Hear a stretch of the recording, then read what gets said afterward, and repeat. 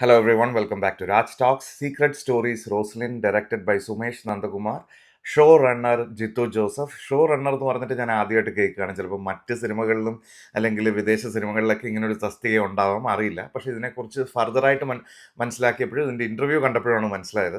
Jithu Joseph ഇതിൻ്റെ executive producer come ഇതിൻ്റെ ഒരു ഡിസ്കഷനും കാര്യങ്ങളും ഐഡിയാസും ഒക്കെ ചർച്ച ചെയ്യുന്നതിനൊക്കെ വേണ്ടിയിട്ടുള്ളത്. പക്ഷേ ഇതിൻ്റെ ഹോൾ റെസ്പോൺസിബിലിറ്റിയും ഇതിൻ്റെ കപ്പിത്താനും സുബേഷ് നന്ദകുമാർ തന്നെയാണ്. പുള്ളിക്ക് നല്ല വൃത്തിക്ക് പണിയറിയാം. 6 എപ്പിസോഡുകൾ വരുന്ന 25 മിനിറ്റ് 30 മിനിറ്റ് ദൈർഘ്യമുള്ള 6 എപ്പിസോഡുകൾ വളരെ സ്ലോ ബൺഡറായിട്ട് തുടങ്ങുന്ന ത്രില്ലർ വിഭാഗത്തിൽ പെടുത്താവുന്ന ഒരു മിസ്റ്ററി എലിമെൻ്റ് എപ്പോഴും ഇങ്ങനെ ഇട്ട് തന്ന് നമ്മളെ അതിലൂടെ ഇങ്ങനെ ചിന്തിപ്പിച്ച് കുറേ ക്ലീഷേ കാര്യങ്ങൾ നമ്മുടെ ബ്രെയിനിനെ കൊണ്ട് ചിന്തിപ്പിച്ചിട്ട് നമുക്ക് ഇട്ട് തരുന്ന ക്ലീഷേ ബ്രേക്കിംഗ് ആയിട്ടുള്ള കുറച്ച് സീനുകളുണ്ട്. അപ്പോൾ അതെല്ലാം ഒരു ഗിമ്മിക്കാണ്, നമ്മളെ പറ്റിക്കാൻ വേണ്ടിയിട്ടുള്ള ഇതാണ്.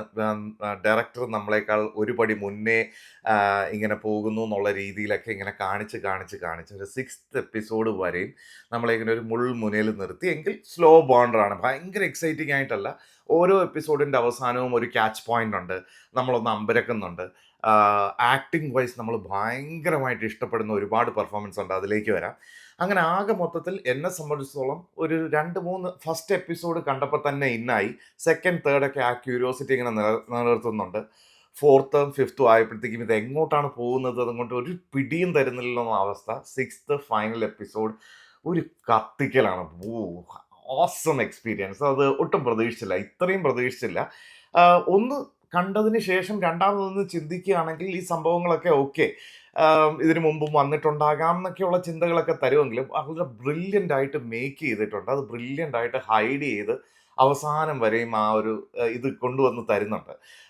ഈ ദൃശ്യം 2-ൽ മുരളി ഗോപി പറയുന്ന പോലെ നൗ ഇറ്റ് മേക്ക് സെൻസ് എന്ന് പറയുന്ന ഡയലോഗ് നമ്മൾ പറഞ്ഞു പോകും. കാരണം അങ്ങനെ ഓരോ ആദ്യം ഇവർ ഇട്ട് തരുന്ന ഓരോ സീനും വെറുതെ ഒരു ജംപ് സ്കെയറിന് മാത്രമല്ല, ഇതിലൊക്കെ ഓരോ കാര്യങ്ങളുണ്ടെന്നുള്ള രീതിയിൽ വരുന്ന സംഭവങ്ങൾ. അഭിനേതാക്കൾ എന്ന് പറയുമ്പോഴത്തേക്കും ഫൈനൽ എപ്പിസോഡിൽ ഒരു നീണ്ട താരനിര തന്നെയുണ്ട്. അധികം സ്പോയിലേഴ്സ് ഇല്ലാതെ പറയാം. ഇത് എനിക്ക് തോന്നുന്നു കാണുന്നവർ തീർച്ചയായിട്ടും ഇത് അങ്ങനെ കണ്ട് ആസ്വദിക്കേണ്ട ഒരു സംഭവമാണ്. പ്രത്യേകിച്ചും ഇതിൻ്റെ ഫൈനൽ എപ്പിസോഡും ആ ഒരു പേ ഓഫ് വരുന്ന സ്ഥലത്തുള്ള എല്ലാവരുടെ ആക്ടിങ്ങും ഒക്കെ ഭയങ്കര രസമാണ്. പ്രത്യേകിച്ചും ചില ഇതിനകത്തെ പ്രധാന അഭിനേതാക്കൾ അങ്ങോട്ടും ഇങ്ങോട്ടും കണ്ണിൽ നോക്കി ഓരോന്ന് എക്സ്ചേഞ്ച് ചെയ്യുന്നതും ചിലരുടെ ട്രാൻസ്ഫോർമേഷനും കാര്യങ്ങളും ഒക്കെ അത്യാവശ്യം അടിപൊളിയാണ്. ഇനി അങ്ങോട്ട് പറഞ്ഞു പോകുന്നതിലും ഒക്കെ സ്പോയിലേഴ്സ് ഉണ്ടാവാം. അപ്പോൾ എനിക്ക് ഇതിനകത്തെ പ്രധാന കാസ്റ്റ് എന്ന് പറയുന്നത് റോസ്ലിനായിട്ട് അഭിനയിച്ച സഞ്ജന ദീപു, 17 വയസ്സുള്ളൊരു പെൺകുട്ടിയായിട്ട് അഭിനയിച്ചിരിക്കുന്ന എക്സലൻറ്റ്. കാരണം പുള്ളിക്കാരിയുടെ റോളിലാണ് ഇത് മുഴുവൻ നിൽക്കുന്നത്. ഒരു പിവട്ടൽ ക്യാരക്ടറാണ്. പുള്ളിക്കാരിയിലൂടെയാണ് ഈ കഥ പോകുന്നത്. ആന ഇറങ്ങി എന്ന് പറഞ്ഞൊരു സ്ഥലത്ത്, അങ്ങനെയാണ് ഞാൻ മനസ്സിലാക്കുന്നത്. അവിടെ ഒരു ഹില്ലി ഏരിയയാണ്. അവിടെ ഒരു എന്താ പറയുക, ഒരു ഫാം വില്ല അങ്ങനെയൊക്കെ ആയിട്ട് അച്ഛനും വിനീതും മീനയുടെ കഥാപാത്രം ഭാര്യ, ഇവരൊരു കുടുംബം. അവർക്കൊരു ഒരു ലേറ്റായിട്ട് ജനിച്ച ഒരു കുഞ്ഞു മോനും ഉണ്ട്. അപ്പോൾ അങ്ങനെ ഈ 4 സംഘം ഒരു ഫാമിലി, ഹാപ്പി ഫാമിലി. ആ ഫാമിലി ഡൈനാമിക്സ് ഒക്കെ കാണിച്ച് തുടങ്ങുന്നത്, ആ പാരൻറ്റിങ്ങിൻ്റെ രീതി, ഈ കുട്ടി അനുഭവിക്കുന്ന ഒരു ട്രോമയുണ്ട്. ഇവർക്കൊരു മൂത്ത മോനുണ്ടായിരുന്നു, ആ മോൻ മരിക്കുന്നുണ്ട്. അപ്പം ആ ട്രോമ പേറി നടക്കുന്നത് ഈ കുട്ടിയാണ്. അപ്പം അതെല്ലാം വളരെ കൺവിൻസിങ് ആയിട്ട് നമ്മുടെ മുമ്പിൽ ഇങ്ങനെ ഡീറ്റെയിൽസ് പറഞ്ഞു തരാതെ വളരെ നാച്ചുറലായിട്ട് കഥയുടെ പ്രോഗ്രഷനിൽ അത് നമ്മളിലേക്ക് എത്തിക്കുന്നു. അങ്ങനെ ഈ ഫാമിലിയിലേക്ക് വരുന്നു. അതിനുശേഷം ഹക്കിൻ ഷായുടെ ഒരു ക്യാരക്ടർ, പുള്ളി അവിടെ ഇവരുടെ തന്നെ ഒരു റിലേറ്റീവ് വഴി, ഒരു ഫ്രണ്ട് വഴി ആ വീട്ടിലേക്ക് എത്തുന്നതാണ്. അപ്പോൾ ക്ഷണിക്കപ്പെടുന്ന അതിഥിയായി എത്തുന്നു. ദൃശ്യം 2-ൻ്റെയും 12th മാൻ്റെയൊക്കെ അസിസ്റ്റന്റ് ഡയറക്ടറായിരുന്നു ഈ ചങ്ങാതി. സോ ഗുരുവിൻ്റെ പേര് എന്തായാലും കളഞ്ഞിട്ടില്ല. പുള്ളിയുടെ പേര് ട്രാൻസിലും ഞാൻ ചെക്ക് ചെയ്തപ്പോൾ കണ്ടു.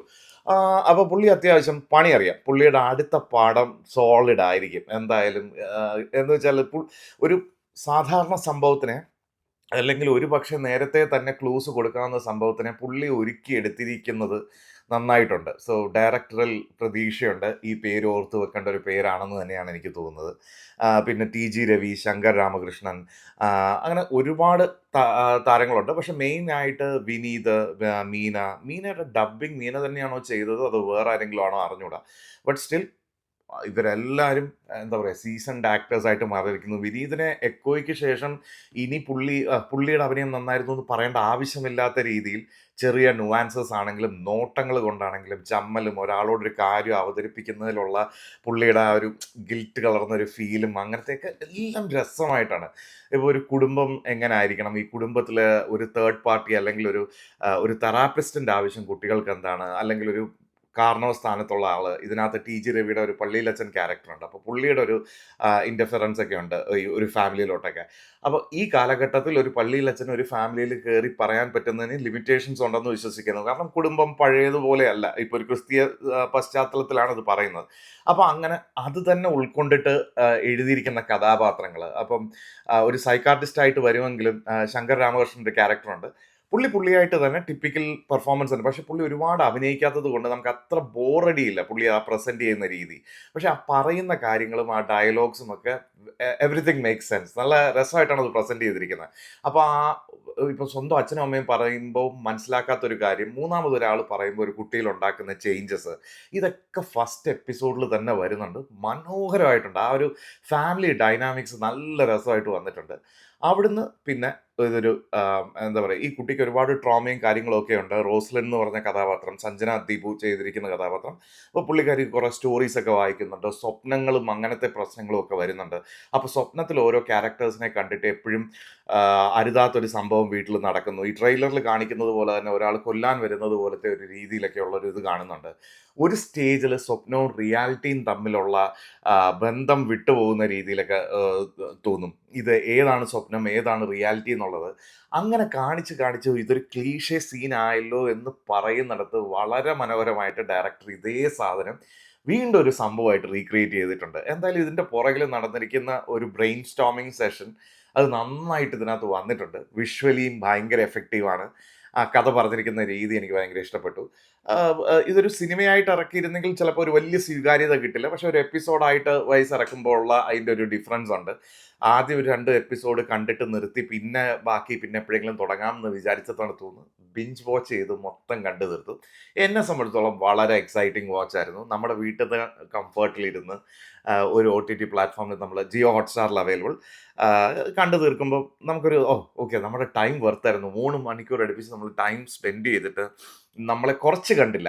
അതായത് സാധാരണഗതിയിൽ ഇതുപോലത്തെ ത്രില്ലർ OTT പ്ലാറ്റ്ഫോമിൽ വരുമ്പോഴത്തേക്കും തുടക്കം ഭയങ്കര സസ്പെൻസ് ആയിട്ട് ഇങ്ങനെ ബിൽഡ് ചെയ്ത് വന്ന അവസാനം ഒന്നുമില്ലാത്ത ഒരു എന്താ പറയുക കാറ്റ് പോയ ബലൂൺ പോലൊരു സാധനമായിരിക്കും നമുക്ക് ഔട്ട്പുട്ടായിട്ട് കിട്ടുക. അപ്പോൾ ഇതാദ്യമേ വിചാരിച്ചായിരുന്നു, ഇതിനായിരുന്നോ നമ്മൾ വെയിറ്റ് ചെയ്ത് എന്ന് തോന്നുന്നിടത്തുനിന്ന് അതല്ല. എന്ന് മാത്രമല്ല ഇതിനകത്ത് കുറച്ച് പെർഫോമൻസുകളും അവസാനം നല്ല രീതിയിൽ രേഖപ്പെടുത്തുന്നുണ്ട്. അതൊക്കെ നന്നായിട്ടുണ്ട്. ബട്ട് എനിക്ക് ഭയങ്കരമായിട്ട് ഇഷ്ടപ്പെട്ടത് നല്ല കൈയടക്കത്തോടെ കൊണ്ടുപോയിരിക്കുന്നത് സഞ്ജന ദീപു തന്നെയാണ്. പുള്ളിക്കാരിയുടെ ഞാൻ ജസ്റ്റ് ചെക്ക് ചെയ്ത് നോക്കി. അപ്പം മൂത്തോൻ അങ്ങനെ കുറച്ച് പടങ്ങളൊക്കെ കണ്ടു. പക്ഷേ ഞാൻ ഓർക്കുന്നില്ല എവിടെയാണ് കണ്ടതെന്നുള്ളത്. പക്ഷേ ഇനി എല്ലാവരും ഓർക്കും. കാരണം ഇത് കയ്യിൽ നിന്ന് പോകാവുന്ന ഒരു റോളാണ്. ഒരു മേജർ റോളാണ്. ഇത് കൈയടക്കത്തോടെ കൊണ്ടുപോയില്ലെങ്കിൽ എല്ലാവരുടെയും കൈയടക്കത്തോടെ കൊണ്ടുപോയില്ലെങ്കിൽ ഞാനത് എന്താണ് പറയുന്നതെന്ന് ഏറ്റവും അവസാനം ക്ലൈമാക്സ് എപ്പിസോഡ് നമ്പർ 6 കാണുമ്പോൾ എല്ലാവരും ഓർക്കും. അപ്പോൾ അതായിരുന്നു എനിക്ക് തന്ന എക്സ്പീരിയൻസ്. ഇതിലാണ് ഞാൻ ഇത്രയും കോൺഫിഡൻസിൽ പറയുന്നത്. എന്തായാലും കണ്ടവർ അവരവരുടെ അഭിപ്രായങ്ങൾ രേഖപ്പെടുത്തുക. അപ്പോൾ see you with next video, travel video അല്ലെങ്കിൽ മറ്റൊരു മൂവി റിവ്യൂ ആയിട്ട് ഉടനെ കാണാം. See you guys.